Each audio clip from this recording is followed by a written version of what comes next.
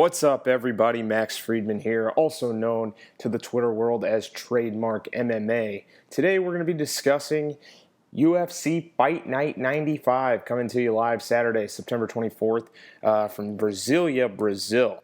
The main event featuring Chris Cyborg Giustiano taking on the UFC newcomer Lena Landsberg. Cyborg, as we saw, UFC 198, a first-round finish over Leslie Smith. She is now the main event of a UFC Fight Night card in Brazil, and she is facing a UFC newcomer. I think the UFC really saw Cyborg's ability to sell a pay-per-view. She was on the pay-per-view spot at UFC 198 back in May. As we know, this fight will be contested at 140 pounds. It's a tough weight cut for Cyborg. She's fought most of her career at 145 pounds, never fought at the women's bantamweight level of 135. There has been some issues surfacing on the internet between her and her nutritionist, George Lockhart, locked and loaded system. Overall, though, Chris Cyborg, one of the most dangerous strikers on the planet. Lena Landsberg, a lot of unknown here. It's interesting to see the UFC is bringing in someone who's mostly fought at bantamweight before for this 140-pound contest. Granted, it's easier for someone who normally fights at bantamweight 135 to make that 140-pound limit. But, you know, there are many options out there at 145 pounds that I'm sure would have loved that main event slot as well. Landsberg, mostly known as a striker, we've seen her talk about her Muay Thai and kickboxing experience. But overall, I think she's in for trouble here. Chris Cyborg's just going to be too much. She's fought the best that the world has to offer for the last certain number of years. I think Chris Cyborg's going to get a finish in Brazil. The crowd's going to go crazy. And this is the first or second round finish for you here. Co-main event, former UFC bantamweight champion Renan Barão taking on Felipe Nover.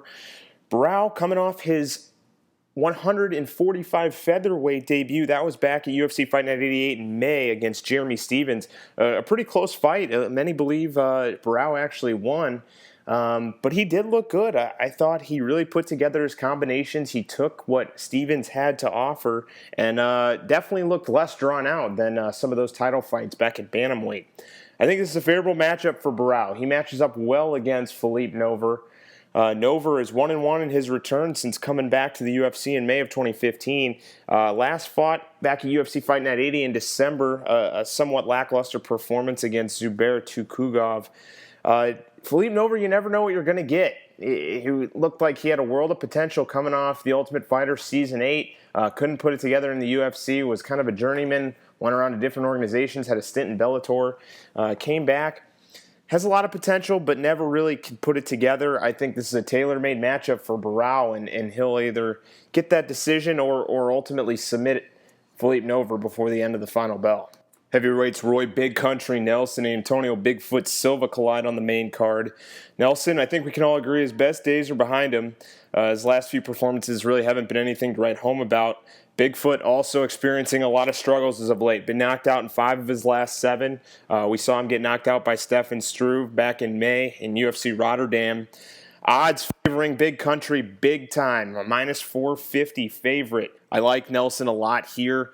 I think he gets it done by way of knockout. Bigfoot Silva, you hate to see him take unnecessary punishment. And, you know, as great of his career as he's had, I think the days might be behind him, and it might be soon time to hang up the gloves. We got a real fun one in the lightweight division between Francisco Massaranduba Trinaldo taking on Paul the Irish Dragon Felder. Very close matchup, two very diverse strikers. Trinaldo has won 6 straight fights, although one being a controversial W over Norman Park, but very strong performances, especially against Chad Laprise. He finished in the first round, really outpointed Ross Pearson for 3 rounds, and then is coming off a fight of the night at UFC 198, an absolute war against Yancy Medeiros, where he's the clear winner. Felder, meanwhile, has also won. He's won 2 straight, last being at that UFC Fight Night 88 Garbrandt Almeida card versus Josh Berkman. High-level, high-octane striking here. If Massaranduba can get off those kicks, those body kicks, those leg kicks, keep Felder at range, not let him get off his spinning attacks and let him get comfortable, I think he wins this fight. But I'm going to go out on a limb, and I'm going to take the underdog Felder at +115. I think this is a small play here, might return a decent-sized bet. Felder has been extremely impressive. We know he is in Albuquerque training at the Cowboy Ranch as a part of Jackson Winklejohn MMA. Felder gets it done here. I think he brings his best performance to date against a very tough opponent in Trinaldo. Moving on to the middleweights, we have Thiago Marreta Santos taking on Eric Spicely. Thiago Santos has really come a long way with improvements since his time on The Ultimate Fighter Brazil Season 2. That was actually a welterweight. All of his UFC fights have been at middleweight. He's an extremely good athlete. Yes, he's coming off a tough loss at UFC 200 to Gegard Mousasi, but Mousasi's been on an absolute roll and just a little bit overmatched in that fight. Santos has been training full-time at American Top Team in Florida. I think this is his fight to lose. Spicely, we haven't really seen him find his footing yet inside the UFC. He was finished in the first round by Andrew Sanchez on the most recent season of The Ultimate Fighter, then finished by Sam Alvey at UFC Fight Night 92 back in Sioux Falls in July. To me, this is the biggest mismatch on the card. Santos can beat Spicely wherever the fight takes him. I see Santos picking him apart on the feet and finishing this fight by strikes before the final bell and well before the final bell. Kicking off the main card, we got a pair of featherweights. Godofredo Pepe Castro taking on Mike Della Torre, the MMA lab out in Arizona. Pepe, he certainly has an ability to finish. We saw the flying knee knockout of Noah Lahat, triangle choke over Deshaun Johnson, and that flying triangle finish over Andre Fili. Coming off a tough loss, though, in Chicago back in July against Aaron Elkins. Started off the fight well, but as it wore on, gassed quite a bit. And Elkins was able to grind, use his patented style to get a decision win. Pepe, very big for the weight class, but another thing to keep in mind, he is coming on a bit of a short notice here. This fight was originally Renato Moicano against De La Torre. For De La Torre, this will be his first fight since a November win over Yui Chul Naim back in Seoul, South Korea. That was in November of 2015. Certainly has power. We've seen it. Knocked out Thiago Trator back in 2015. Although he has been finished inside the octagon as well. We saw him finished by Maximo Blanco. We saw him choked out by Brian Ortega, despite that being ultimately turned to a no contest when Ortega failed his post-fight drug test. This is a close fight. If De La Torre can keep it on the feet, I think he has a good chance to land one of those bombs. But Pepe is extremely long. He is a dangerous grappler. I think if he gets to the fight to the ground, Pepe can win via submission, and I'm going to go with that as my official prediction. Pepe via submission, round 2. The featured fight on the UFC prelims for Fight Night 95 features a good clash between Michel Tractor Prazeres and Gilbert Durinho Burns coming out of the Black Zillions camp. Both coming off extremely impressive wins. Burns, we saw a slick armbar submission back over Lucas Sayuski back at UFC Fight Night 90 in July, and that was an armbar that you don't see typically in an MMA fight, more that you see in jiu-jitsu competitions where you transition from the guy's back to take an armbar. Now in MMA, we don't see that too often because a lot of times you'll sacrifice position, but in jiu-jitsu, a lot of times with the gi, you have a grip where you're able to keep that position if you are not able to successfully pull it off. Michel Prazeres also coming off an impressive win. That was back in July in Chicago over J.C. Cottrell, where I think he really put together all his tools in that fight. We saw great cardio, something that had burned him in the past. We saw him very light and elusive on his feet. We saw him using his wrestling, his power, his strength advantage, and I believe he brings that into this fight as well. It's a very tough fight to call. You got to give the wrestling advantage and power to Prazeres, but certainly the jiu-jitsu edge and probably the range striking as well to Burns. Staying away betting-wise, although Burns is a minus 185 favorite, I'm going to go with Burns as my prediction. I think the Black Zillions have really found their stride as a camp. Burns is extremely decorated in jiu-jitsu and is always improving his striking game. I see him getting the decision win here, but once again, tough to call, staying away from on the betting card. We also have a good stylistic bantamweight clash as Hani Yaya takes on Michinori Tanaka. Yaya showing extremely impressive control against top prospect Matthew Lopez. That was back in July, UFC Fight Night 92 in Sioux Falls. Yaya, the book on him, tremendous Brazilian Jiu-Jitsu. He will have that home crowd advantage, and he's a tough, gritty veteran. He's been in there with the likes of a lot of tough fighters over the years. Tanaka, comes out of Team Alpha Male Japan, also trains quite a bit at Team Alpha Male in Sacramento. We've seen Chris Holdsworth rave about his grappling. It's a very good athlete. Coming off an impressive win over Joe Soto. That was back at UFC 195 in January after serving a PED suspension, kept him out of action for over a year. This is a tough fight to call, too. If Yahya is able to maintain that top position, get this fight to the ground, I think he has a chance to win. But I'm going to pick Tanaka here, the underdog. I think I'd avoid the betting line, but Tanaka himself has good grappling. I think he can keep the fight on the feet. He's the better athlete of the two. And I believe his work with Team Alpha Male will really improve and showcase in this fight. Ranked flyweights colliding here is the number 3 ranked Jussier Formiga out of Nobu União battles number 12, Dustin Ortiz, a product of Rufus Sport. For Formiga, really impressive since his early UFC losses to Joseph Benavidez and John Dodson. I think he's really found his stride. Nobu União guy hasn't fought since last November. It was a close decision loss back in Mexico City to Henry Cejudo. Many gave him the odds on the scorecard, but it ultimately did go to Cejudo. Extremely impressive performances to date. Against Wilson Hayes, we saw him implement his game plan. Zach Makovsky, the huge underdog that came in and really took it to Makovsky. For Ortiz, you never know what you're going to get. Are you going to get the killer who smashed Willie Gates back in August of 2015 in Nashville, or the guy who fades? We've seen him fade against Hayes. We saw him fade against Joseph Benavidez. Ortiz, an extremely strong wrestler, comes from a good camp in Rufus Sport, as we said. My prediction here, Jussier Formiga is going to mitigate that wrestling advantage. He has an extremely impressive ground game, ever-improving striking, tons of good training partners down there in Brazil. Formiga gets the W here, and I would take a bet on this at minus 200 for Formiga.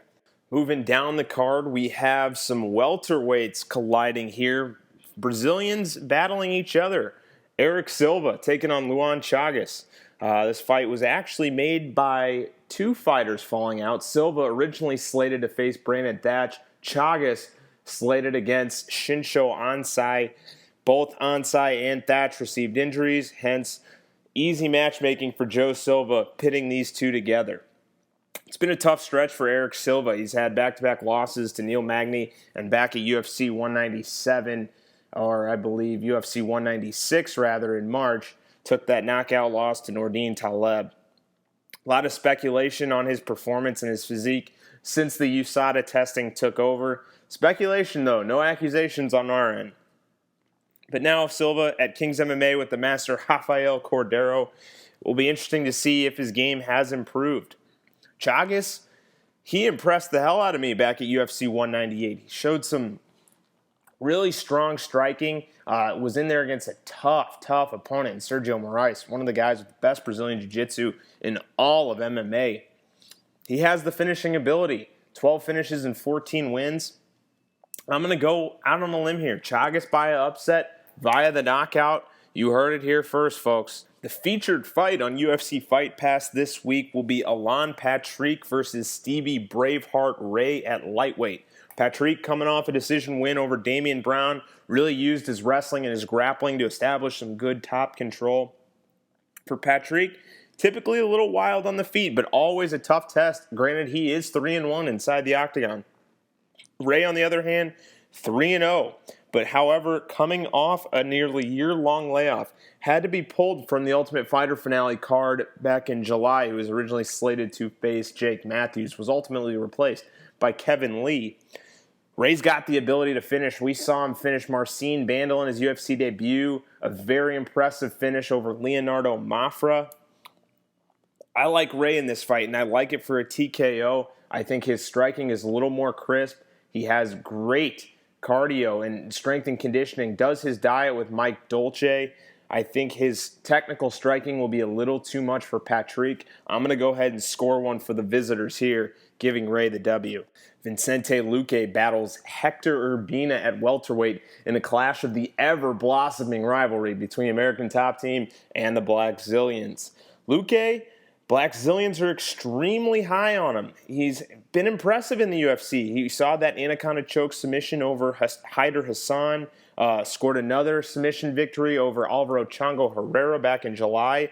Black Zillions have been on a roll too. think they've really found their stride from the coaching standpoint. George Santiago, Henry Hooft, Neil Melanson. We've seen their fighters on a roll. You know, Rumble Johnson coming off the big win. Chaz Skelly last week. Stefan Struve, Matt Mitrione in Bellator. You know, Michael Johnson. Wow, the list is endless. These guys have been winning at a ridiculous pace. Urbina, on the other hand, coming off a loss to Bartosz Fabinski where he was controlled pretty much the entire time. He was supposed to fight George Sullivan back in July, pulled when George Sullivan declared a USADA violation. I think in this fight, Vicente Luque has the edge in technical striking and grappling. Hector Urbina, meanwhile, holds the advantage in experience and raw power. I'm going to give the edge to Luque here. I think his technical striking, his strong grappling prowess, and just his coaching and his background is going to be able to lead him to the victory. Odds sitting at minus 360 for the favorite Luque. I would pair him in a parlay, perhaps with Thiago Santos, Cyborg Giustiano, maybe even throw in Roy Nelson. Some good options there for betting-wise. On to the last fight we'll take a look at. This is the first fight on the UFC Fight Pass prelims. Glaico França, the Ultimate Fighter Brazil Season 4 winner, taking on top prospect Gregor Gillespie. França replacing Joaquim Silva, although has had ample time for this camp. One of Sherdog.com's top prospects in Gillespie. I've had high hopes for França. After 4 rear naked choke wins in the Ultimate Fighter Brazil 4, he won with a very impressive rear naked choke over Fernando Bruno to capture the title. Had an impressive first round against James Vick back at UFC 197 in April. Faded quite a bit, though, and was ultimately picked apart on the feet by the superior striking of Vick for rounds 2 and 3, losing the decision. França, high-level ground game. Gillespie, on the other hand, top prospect. He's a wrestler training at a Belmore Kickboxing Academy, Long Island MMA. Guys like Dennis Bermudez, Chris Wade, Ryan LaFleur, Andre the Bull Harrison. Good camp up there. 7-0. He was the Ring of Combat champion of Ring of Combat, a highly respected regional promotion based out of Atlantic City, New Jersey. Has sent numerous fighters to the UFC, guys like Chris Weidman, Uriah Hall, Aljamain Sterling, Ally Quinta, just to name a few. This is an interesting matchup. França, I'm going to go with as my victor here. I think this is going to be a little bit too much of a tough test for Gillespie, throwing him into Brazil in his UFC debut against an Ultimate Fighter Brazil winner. I'm going to go with França. I think he's going to be able to bounce back from that loss to James Vick, implement his game plan, and will ultimately score a submission victory here over the newcomer Gillespie. That'll do it for us this week, folks. I want to thank everybody for listening in. Please give me a follow on Twitter at TrademarkMMA. And stay tuned as we will be running this back, doing predictions and betting odds for future UFC fight cards. Thanks again.